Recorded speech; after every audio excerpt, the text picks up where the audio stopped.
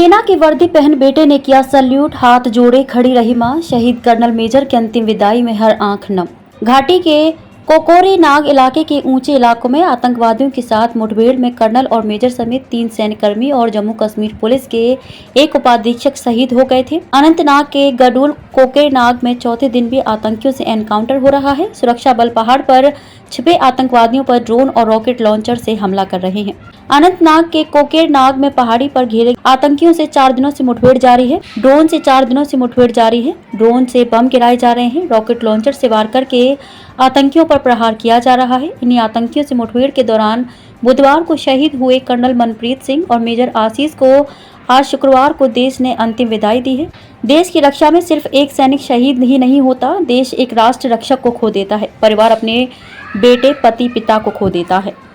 मोहाली के कर्नल मनप्रीत सिंह को 7 साल के बेटे कबीर ने एक सैनिक की तरह वर्दी पहनकर मुखाग्नि दी। इस दौरान बेटे और बेटी ने सैल्यूट किया। पत्नी और मां ने हाथ जोड़कर अंतिम प्रणाम किया। सेना के एक अफसर मनप्रीत के बेटे को गोद में लिए नजर आए, जबकि परिवार और अन्य लोग शहीद कर्नल को अंतिम विदाई दे रहे थे। कर्नल मनप्रीत की पत्नी, बहन, मां और परिवार के अन्य सदस्य गमगीन थे। 2016 में हुई थी मनप्रीत सिंह की शादी।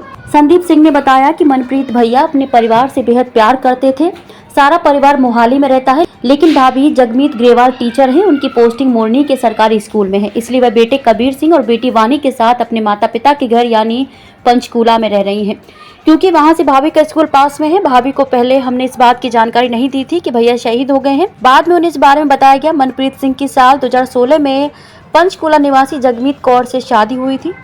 मेजर आशीष की भी अंतिम यात्रा में उमड़ा जनसैलाब। आज ही देश ने पानीपत के मेजर आशीष ढौचक को भी अंतिम प्रणाम किया, जो घने जंगलों में आतंकियों से मुठभेड़ के दौरान गोली लगने के बाद भी आतंकियों का मुकाबला करना चाहते थे। इसी महीने की 23 तारीख को मेजर आशीष अपने जन्मदिन पर घर आने वाले थे। नए घर में अपने पूरे परिवार को लेकर जाने वाले थे। उससे पहले तिरंगे में लिपट कर पहुंचे।